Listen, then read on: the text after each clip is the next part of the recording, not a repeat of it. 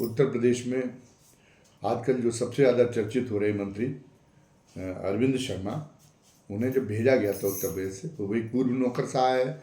हम पहले भी बता चुके हैं और आप सारे लोगों को भी पता है कि वो उत्तर प्रदेश में जन्मे हैं, लेकिन आईएएस जब उनको आईएएस में सिलेक्ट हुए थे तो उनको गुजरात कैडर मिला था। तो गुजरात कैडर में उन्होंने जब मुख्यमंत्री की बतौर नरेंद्र मोदी के साथ काम किया तो वो मोदी जी के अत्यंत विश्वास पात्र हो गए थे। फिर मोदी जी जब प्रधानमंत्री बने तो अपने साथ उनको दिल्ली में भी लाए, और दिल्ली में भी जो है वो उनको प्रधानमंत्री सचिवालय में उनको बहुत महत्वपूर्ण जिम्मेदारी दी गई। एक तरह से प्रधानमंत्री सचिवालय की कमान उन्हीं के हाथ में रही थी, उन्हीं के हाथ में थी। और फिर अचानक मोदी जी ने जो है उनको कहा कि उनका अभी सेवा काल पूरा नहीं हुआ था, उसके 18 महीने पहले ही मोदी जी ने उनको कहा कि अब आप स्वैच्छिक सेवानिवृत्ति ले लें, क्योंकि आपको उत्तर प्रदेश में जाना है। उत्तर प्रदेश देश का सबसे बड़ा सूबा है, लोकसभा की सबसे ज़्यादा सीटें वहाँ से आती हैं। मैं भी भले ही गुजरात का हूँ, लेकिन लोकसभा में उत्तर प्रदेश के वाराणसी क्षेत्र का ही प्रतिनिधित्व कर रहा हूँ। तो उत्तर प्रदेश में स्थितियाँ ठीक करनी है, उत्तर प्रदेश को पूरी तरीके से ऐसे संचालित हो जैसी हमारी मर्जी है। इसके लिए ज़रूरी है कि हमारा आदमी वहाँ बैठे। तो ये करके और उन्होंने अरविंद शर्मा को भेजा था।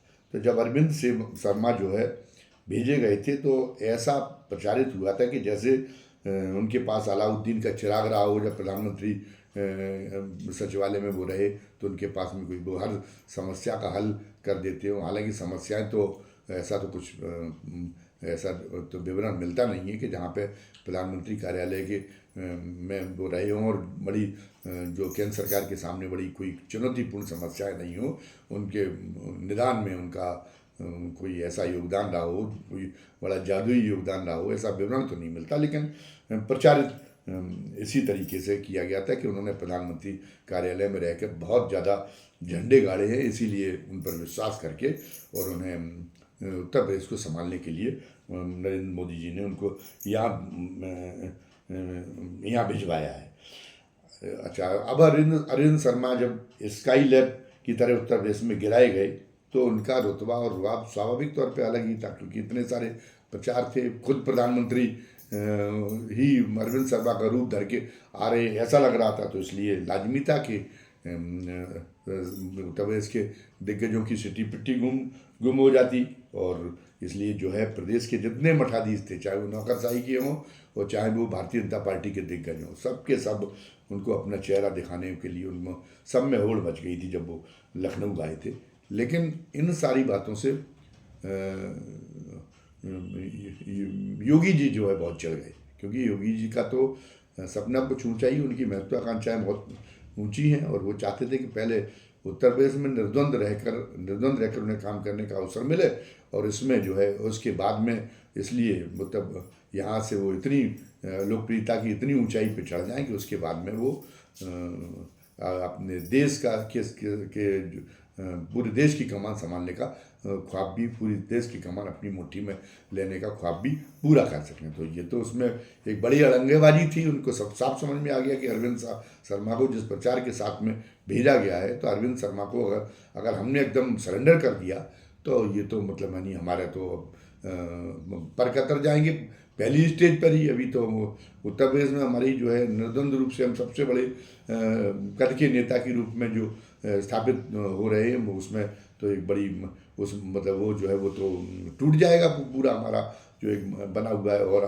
तो इसलिए उन्होंने इसलिए वो जो है चढ़ गए योगी जी। और योगी जी यहाँ तक ये हुआ कि निर्देश था, उनको इशारा था केंद्रीय नेतृत्व का, भारतीय जनता पार्टी का, कि इनको उप मुख्यमंत्री के बतौर शपथ दिलाने अरविंद शर्मा को। लेकिन जैसा कि आप जानते हैं कि शपथ नहीं दिलाई गई, बल्कि अरविंद शर्मा को कदम कदम पर उनकी इस तरीके से उपेक्षा की गई जिससे अरविंद शर्मा अपनी हैसियत समझ जाए और कि उत्तर प्रदेश में रहना है तो फिर योगी कहना है, ये उनकी अच्छी तरह से समझ में आ जाए योगी अरविंद शर्मा की। इस बीच में विधानसभा के नए चुनाव भी हो गए और उनका जो है मंत्री पद की उनकी शपथ ग्रहण की बारी नहीं आ पाई। जब अरविंद शर्मा बिल्कुल ही पूरी तरह से झुक गए, साष्टांग नजर आने लगे, कातर स्थिति उनकी बन गई, दीनहीन हो गए वो, दीनहीन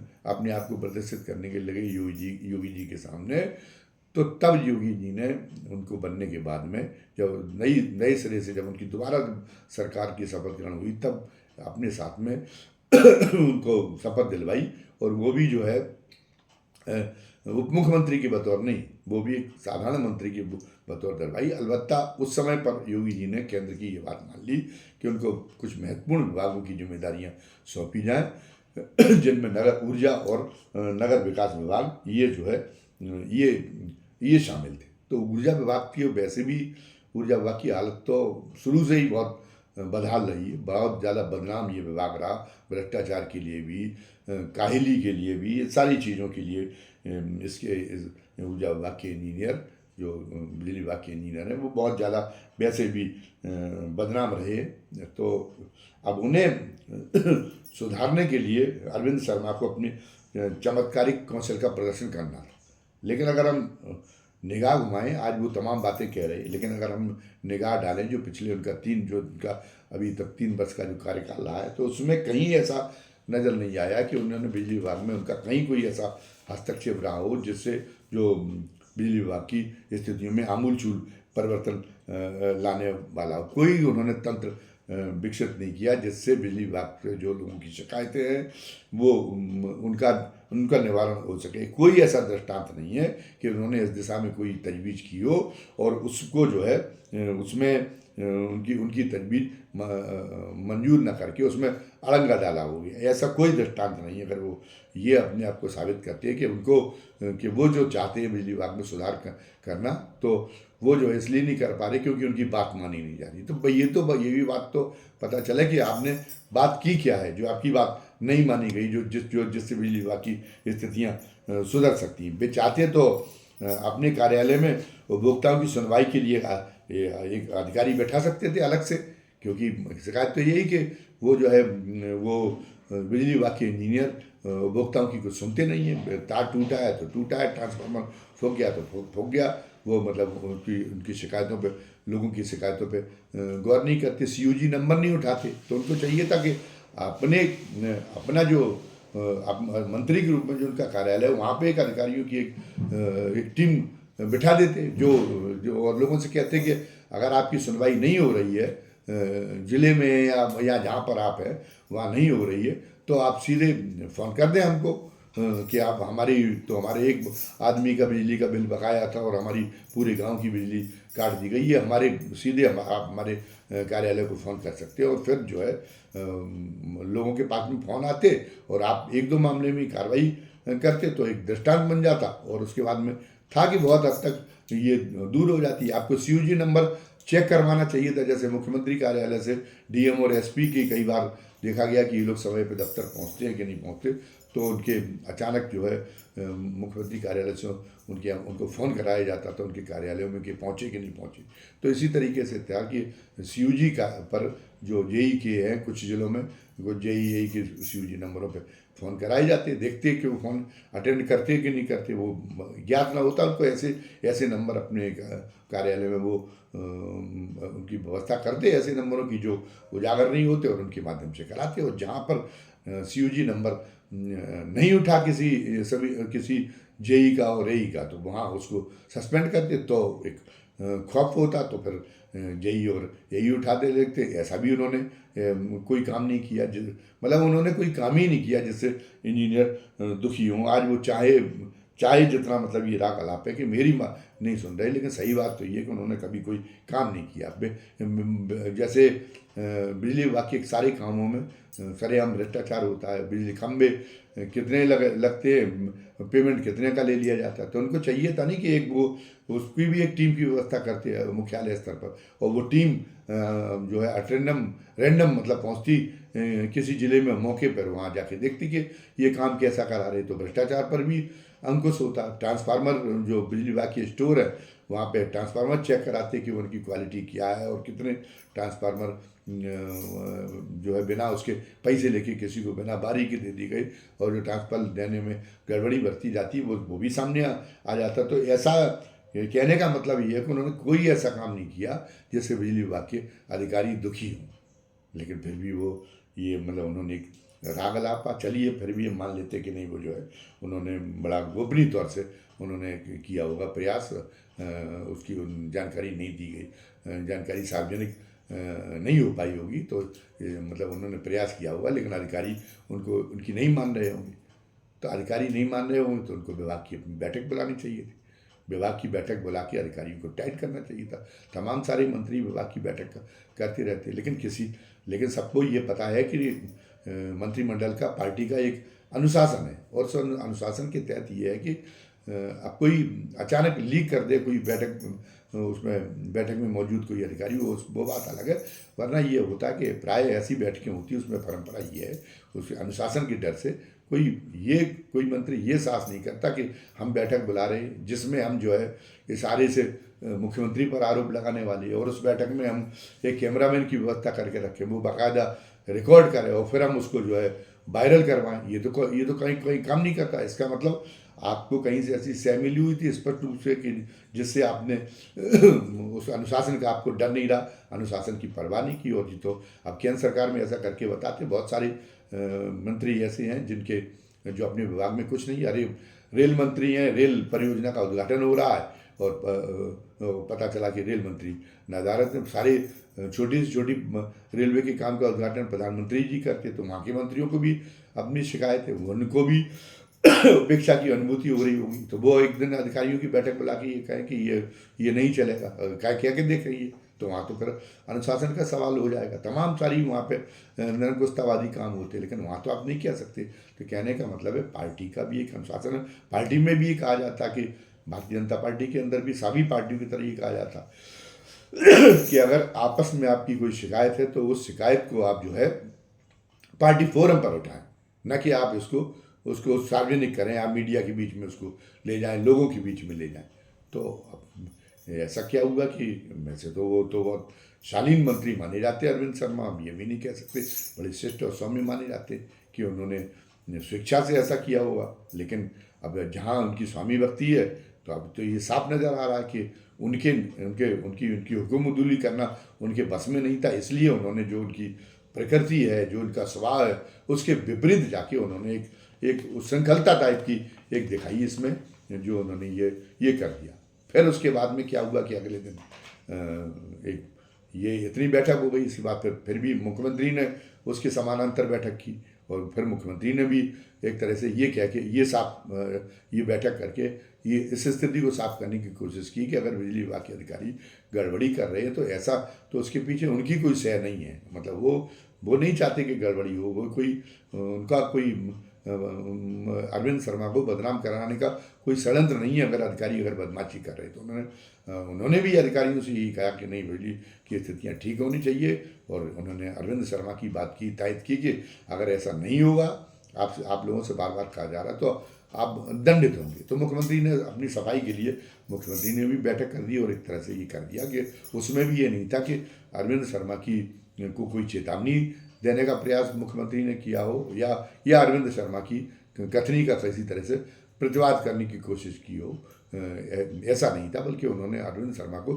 संतुष्ट करने के लिए और अरविंद शर्मा के आकाओं को संतुष्ट करने के लिए अधिकारियों की बैठक की, और उसमें सारी बातें ऐसी की जिससे अरविंद शर्मा की ने जो निर्देश दिए हैं उन निर्देशों को और ज़्यादा बल मिले, उनकी तायद हो, इस तरह की उन्होंने बात की। लेकिन इसके बाद में भी इसी बीच में एक बस्ती ज़िले से एक रिटायर्ड एडिशनल कमिश्नर के रूप में वो अपना परिचय दे रहे, उन्होंने वहाँ के एक अनुसूचित जाति के जो एसी हैं, सुपरिटेंडेंट इंजीनियर बिजली विभाग थे, उनको फ़ोन किया। तो बिजली विभाग के देर रात फ़ोन किया गया था, तो उन्होंने कहा कि हम अमुक मोहल्ले में लाइट नहीं आ रही, पूरा बोले।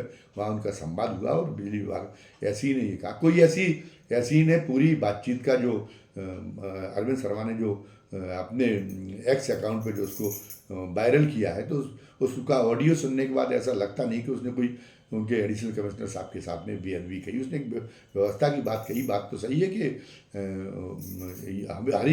हर जगह के एसी और एक्सी ने यही कहते कि आप कंट्रोल रूम पर बात कर लीजिए, ये नंबर है, और उसके बाद में अगर वहाँ सुनवाई ना हो तब फिर आप ऐसी को कह सकते हैं। और अब कोई किसी के साथ में कोई घटना हो गई है तो उससे अपेक्षा की जाती कि पहले वो थाना जाए और फिर वो जो है अब थाने में नहीं सुन रही तब उसका औचित्य है कि अगर देर रात अगर हो गई तो फिर वो एसपी का भी दरवाज़ा खटखटाए। तो कुल मिला के कुल यही बात उसी ढंग की उन्होंने बात कही। और कुछ अगर ये कह दिया तो कोई बड़ा गुनाह नहीं हो गया कि मेरा रामजी लाल सुमन मेरे वो हैं। वो तो एक बातों बातों में इस तरीके से जब बात बढ़ती है तो एक मानवीय प्रकृति उसके तहत निकल गया, लेकिन उसमें भी कहीं से भी असम्मान करने का की स्थिति नहीं थी। लेकिन ये ऑडियो उन सज्जन ने पहुंचाया ये जो जानबूझ के किसी योजना के तहत ऐसा कराया गया। अभी ये भी स्पष्ट होगा। तो अरविंद शर्मा के पास में ये ऑडियो पहुंचाया गया और फिर अरविंद शर्मा ने इस ऑडियो को वायरल किया कि देखिए हमने इतनी चेतावनी दी और उसके बाद में मुख्यमंत्री ने भी दिखावा किया हमारी चेतावनी को, फिर दोहरा के अधिकारियों की बैठक फिर करके और हमारी चेतावनी को उनके सामने दोहराने का नाटक तो जरूर किया। लेकिन ये सतही बातें हैं, बाकी अंदर खाने जो हो रहा है वो तो ये है कि अभी भी अधिकारी इसलिए नहीं समझ पा रहे कि इसकी मिसाल के तौर पर उन्होंने ऑडियो दिया कि उसको जो है उसको उन्होंने ऐसी को ये कर दिया। तो ये भी एक तरह से मंत्री का खुद ये डालना, मंत्री का ऑडियो डालना। अरे आप सीधे बात कर लेते ऐसी से, आपको तो ये तो पता थी कि इससे तो पूरी सरकार की बदनामी होगी और उस सरकार के आप एक अंग हैं। और जो ये नीतिगत बात है कि आपको बदनामी काम आपको करा देना चाहिए, लेकिन बदनामी आपको नहीं करानी चाहिए थी। लेकिन वो जिस ढंग से वो एक बात का बतंगड़ जिस तरीके से बनाया गया, बात का बतंगड़ बनाने की कलाबाजी दिखाई जा रही, तो अरविंद शर्मा द्वारा उसका एक बात का बतंगड़ बनाया गया। तो वो एक जो योगी जी के जो के खिलाफ जो एक मुहिम चलाने वाले हैं उन लोगों को उससे एक और ज़्यादा एक और उससे हथियार एक हथियार मिल गया। जबकि निष्पक्ष तरीके से जो कोई देखेगा तो वो ये कहेगा कि नहीं, उसमें कोई इतनी बड़ी बात नहीं थी कि उसको ऑडियो डाला जाता। वो ऐसी ने जो कहा तो बात तो कायदे की कही कि नंबर तो यही होता है, यही हर जगह कहा जाता। तो ऐसी ने कोई उसको बेअदबी के दृष्टिकोण से नहीं कहा, एक रूटीन है। यही बात कोई उनकी जगह कोई दूसरा ऐसी होता या कोई दूसरे विभाग की होती तो वो भी यही कहता कि पहले जो आप इमीडिएट है आपके पास में जो साधन है, पहले आप वहाँ शिकायत करिए और उसके बाद में फिर हम तक भी शिकायत पहुँचा दीजिए, हम भी उसको गौर कर लेंगे। लेकिन उनकी मंशा तो कुछ और ही थी। उनकी उसमें ऑडियो करने के पीछे भी उनकी एक दुर्भावना कहीं ना कहीं से जो है वो उनकी अरविंद शर्मा की जो है ये जो है एक वो दुर्भावना झलकती है। और इन सारी जो ये पूरा प्रसंग है इनका अरविंद शर्मा से जुड़ा हुआ, ये निश्चित रूप से इसमें मुख्यमंत्री योगी आदित्यनाथ के इकबाल को चुनौती देने की जो मंशा है वो इसमें निहित है। वो बिल्कुल साफ साफ दिखाई दे रहा है। हम ये नहीं कहते कि योगी आदित्यनाथ बड़े दूध के धुले हुए हैं। योगी आदित्यनाथ का भी अपना एक योगी आदित्यनाथ भी कम नहीं है। वो भी शेर के सवा शेर इस मामले में, ये तू डाल और मैं पाक का खेलने के मामले में। इसीलिए वो जो उनका एक उन्होंने बैठक में जिस गोपनीय बैठक की जो पहली बैठक जो उन्होंने अपना वायरल कराया था, उसमें उन्होंने एक टिप्पणी की थी। उस टिप्पणी का कोई आशय नहीं था, कहीं से ये नहीं थी। उसमें कोई भी एक निष्पक्ष आदमी जान सकता है कि अरविंद शर्मा ने कहीं से भी वैश्य समाज की तौहीन करने वाली बात या ऐसा कहीं से उसमें नहीं भाव झलकता था कि वो वैश्य समाज को हे भावना से देखते। एक चलता हुआ भाषा, एक मुहावरा किस्म के तौर पर उन्होंने कहा था कि ये बनिया की दुकान नहीं है बिजली विभाग, ये जो एक सेवा करने वाला सरकारी विभाग है, उस ढंग से आप चलिए। तो उसमें कहीं ऐसा आशा नहीं था कि वो जो है वैश्य समाज पर प्रयाग करती। लेकिन इसको अब जब शव और मात का खेल चलता है, जब पेशबंदी होती है तो इस मामले को उछाला गया सर्व वैश्य समाज की तरफ से। वो अरविंद शर्मा को चुनौतियाँ, अरविंद शर्मा के विरोध में प्रदर्शन होने लगे, उनका जो है उनकी हाय के नारे लगवाए गए। और अब एक नया मामला सामने ये आया है कि जो ऊर्जा विभाग के कर्मचारी हैं, इंजीनियर वगैरह सारे के सारे जो कर्मचारी हैं, उन कर्मचारियों ने भी अब एक अरविंद शर्मा के खिलाफ मोर्चा खोल दिया है। तो साफ दिखाई देता है कि एक जो है जवाबी मुकाबला चल रहा है। ये उसके तहत ये मुख्यमंत्री खेमे के ओर से ये करवाया गया कि वो उन्होंने मोर्चा खोल दिया और उन्होंने जितनी निंदा हो सकती थी उतनी निंदा की। अरविंद शर्मा पे तमाम तरह के आरोप लगा डाले और मुख्यमंत्री से और ये कहा कि अपेक्षा अच्छा ये होगा कि ऊर्जा विभाग खुद मुख्यमंत्री संभाल लें, हम लोग 24 घंटे मेहनत करके और बिजली की स्थिति सुधारने में उनका सहयोग देंगे, ये उन्होंने कहा। तो ये जो है ये अब मुख्यमंत्री की तरफ से अब मुख्यमंत्री खेमे की तरफ से उनकी घेराबंदी करने का प्रयास शुरू कर दिया गया। ये एक दिखाई देता है कि एक दूसरे से दरबारी षड्यंत्र का एक दौर उत्तर प्रदेश में चालू हो गया है और इससे भारतीय जनता पार्टी की कुल मिला के जो प्रतिष्ठा है, शक्ति है, उसको एक बड़ा आघात लग रहा है। और ये सब काम अब योगी जी को इसलिए भी करवाने पड़ रहे और दूसरे लोगों की मदद इसलिए करवाने पड़ रही कि जब तक शिशिर सिंह सूचना विभाग के निदेशक थे तब तक तो शिशिर सिंह ही उसके लिए पर्याप्त थे। उनके सारे अखबार और इलेक्ट्रॉनिक चैनल उनके कब्जे में रहते थे। तो वो शिशिर सिंह जो है वो फिर जिसको योगी जिस मंत्री को नापसंद नहीं करते थे उसका पोस्टमार्टम मीडिया में शुरू हो जाता था। वो जो सहयोगी दल के मंत्री हैं, अपना दल के आशीष पटेल, उन्होंने तो खुलेआम कहा था कि जो राज्य के सूचना निदेशक हैं वो तो मेरी चरित्र हत्या करने की वो सुपारी लिए हुए हैं। लेकिन अब जब केंद्र ने उसमें भी हस्तक्षेप किया और अब एक शिशिर सिंह को हटवा के एक जो है उनकी एक तरह से एक बाजू काट ली योगी की। और अब जो विशाल सिंह जो सूचना निदेशक बनाए गए वो कायदे कानून के मुताबिक काम करने वाले हैं। उन्होंने तमाम सारी व्यवस्थाओं को पटरी पे लाने का वो काम कर रहे हैं। वो जो सरकारी योजनाओं का व्यक्ति विशेष का नहीं, व्यक्ति विशेष की ब्रांडिंग के लिए वो सूचना विभाग की ऊर्जा को उसमें व्यक्ति विशेष की ब्रांडिंग में खर्च नहीं कर रहे, बल्कि वो ये भारतीय जनता पार्टी के सुशासन की और जो सरकारी योजनाओं के जो फलितार्थ हैं उनको शुभ फलितार्थ उनको प्रचारित करने में वो सूचना विभाग की शक्ति का इस्तेमाल कर रहे हैं और इस रूप में वो बड़े सफल हैं। लेकिन वो अब योगी के मतलब वो नहीं बन पा रहे हैं, योगी के एक टूल नहीं बन पा रहे। योगी जो भारतीय जनता पार्टी में उनके विरोधी हैं उनको एक निपटाने का एक वो टूल जिस तरीके से शिशिर सिंह बने हुए थे वो शिशिर सिंह नहीं बन पा रहे। उनके जो सलाहकार थे योगी जी के सूचना सलाहकार मृत्युंजय कुमार सिंह, वो भी इस मामले में वो भी बहुत शातिर थे। वो भी योगी जी के लिए इस मामले में बड़े उपयोगी साबित हुए जब तक दिन उन्होंने काम किया। लेकिन अब मृत्युंजय कुमार सिंह भी अपने पद पर नहीं है। तो इस तरह से योगी जी को निहत्था करने का या निशस्त्र करने का जो केंद्र से एक अभियान चल रहा है तो उसमें योगी कमज़ोर तो हुए ही हैं। लेकिन अब योगी ये है कि हम एक तरह से उसको एक सामंजस्य बिठाना चाहते हैं अरविंद शर्मा का। और पहले हमने चाहे कुछ भी किया हो लेकिन अब हम अरविंद शर्मा की अहमियत को जो है ये जताना चाहते हैं अरविंद शर्मा को कि हम आपकी अहमियत को बरकरार रखने के लिए प्रतिबद्ध हैं। लेकिन अब अरविंद शर्मा मानने के लिए तैयार नहीं है। इस तरह से एक उत्तर प्रदेश में जो जैसी रोमांचक राजनीतिक स्थितियाँ बनी हुई हैं उसमें एक और रोमांच जुड़ गया है। धन्यवाद। जय हिंद, जय भारत।